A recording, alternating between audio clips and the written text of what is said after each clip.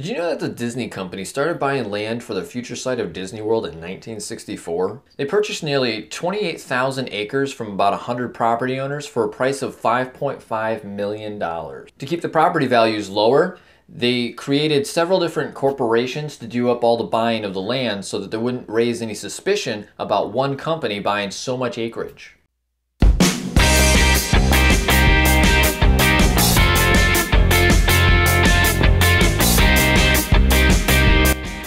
Hey everyone, this is Kevin Williams back for another episode of Park Preppers, where we talk about amusement parks and travel tips.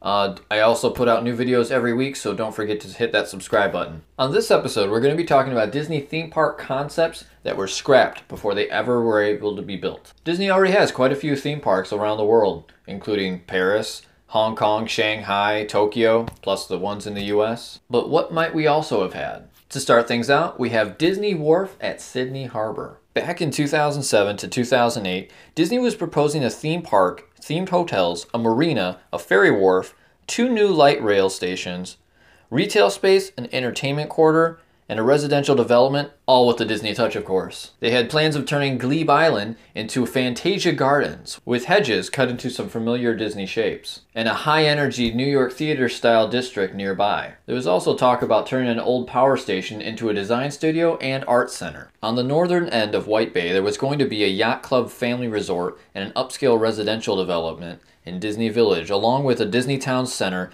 and a Disney University and Hospitality School. This concept was codenamed Project Lester and was kept very quiet inside the state government. Promoters promised to boost the real estate values on the site and the surrounding neighborhoods, as well as increase tourism, bringing people from all over Australia and the world. So what happened to this project? Well, surprisingly, everybody in the state government was not putting on their Disney ears right away. The response to the development was mixed inside the state government. There would have been quite a large sum of money to have to come up with for infrastructure around the surrounding development. There were estimates of about $500 million. That's a lot of cheese. Apparently, it was also difficult to get detailed proposals from Disney in writing, which led to growing doubt about the project's feasibility. Next up, Dubai Disneyland. Some people might remember that in the early 2000s, it seemed like out of nowhere, Dubai was developing projects left and right, including the world's tallest building and some very interesting islands. Unfortunately, with the economic crash of 2008, a lot of those projects fell through, including Disneyland, which was going to be built inside of Dubai Land. Dubai Land was originally announced in 2003 with a huge budget of $64 billion. But due to the recession and Dubai's financial crisis, it was put on the back burner. But as of 2013, Dubai Land has resumed its planning and development, projecting to finish before 2020. So now that we know we won't be putting on our mouse ears when we head out to Dubai, what have they been up to? They've actually built 4 theme parks. Yes, 4 theme parks, the same amount as Disney World. And they are Motion Gate Dubai, Bollywood Parks Dubai, Legoland Dubai, and Six Flags Dubai. Next up, Disney's America. This theme park was planned to be built in Haymarket, Virginia in the early 1990s. It was announced in 1993 and scheduled to open in 1998 on a budget of $650 million. The park was going to be dedicated to the history of the United States. However, the project was canceled only a year after it was announced in September of 1994. The park was planned with 9 distinctly themed areas within 185 acres with projections of serving 30,000 people per day. The different themes were Crossroads USA, which was a Civil War theme, Native America, President's Square, Civil War Fort, Enterprise, which was a mock factory town, We the People, with an Ellis Island replica, Family Farm, State Fair, Victory Field, which would have been themed like an airfield from the World Wars. There would have also been resort hotels, an RV park, a 27-hole golf course, and nearly 2 million square feet for retail and commercial development. The popular ride Soarin' at Epcot and California Adventure evolved from some of the rides planned for Victory Field. There was quite a bit of public opposition to this project, especially from historical societies. Disney stated they could probably gain official, but not public approval. Toss them overboard! And in 1995, Disney put the 600 acres that it had already purchased up for sale. Next up, another one from the 1990s, Westcott. Essentially a replica of Disney World's Epcot, it was going to be a second theme park for Disneyland in Anaheim, California. Its landmark was to be Space Station Earth, a larger version of the geodesic sphere Spaceship Earth from Epcot. Westcott was announced in 1991, but due to financial constraints, it was canceled in 1995. The site on which it was proposed eventually became Disney's California Adventure Park. And the last one from the 1990s is Disney Sea. Disney Sea was unveiled to the public in July 1990 and was planned for a complex in Long Beach, California.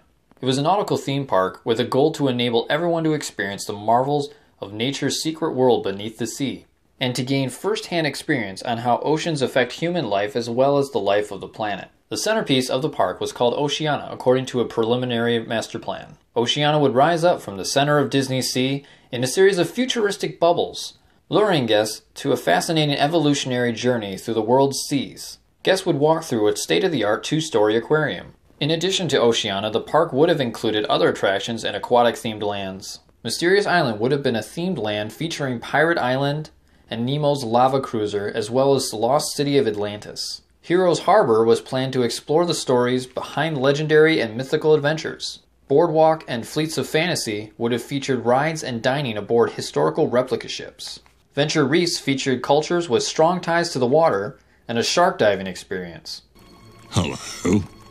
Disney ultimately decided to pursue Westcott's proposal, but many of the ideas from Disney Sea ended up being built into Tokyo Disney Sea, which opened in 2001. And lastly, we have Walt Disney's Riverfront Square. This theme park was planned to be built in St. Louis, Missouri. This theme park was proposed in 1963 and would have only been the second theme park after Disneyland.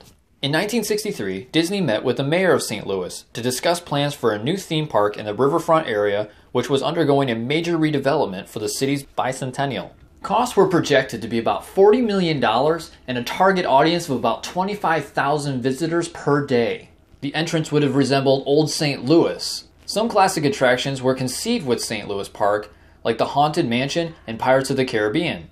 Some of the other proposed attractions included Lewis and Clark Adventure, a Davy Crockett ride, dark rides based on Peter Pan, Snow White, and Pinocchio. But in 1965, Disney announced that they would not be building the park, due to a dispute over financing and ownership of the park, plus they were wanting to focus on Florida. So that's my video. I hope you guys enjoyed it. If you did, please subscribe by clicking here. And if you want to see my most recent video, click here. And then if you want to see another recommended video, click here. All right, see you guys later.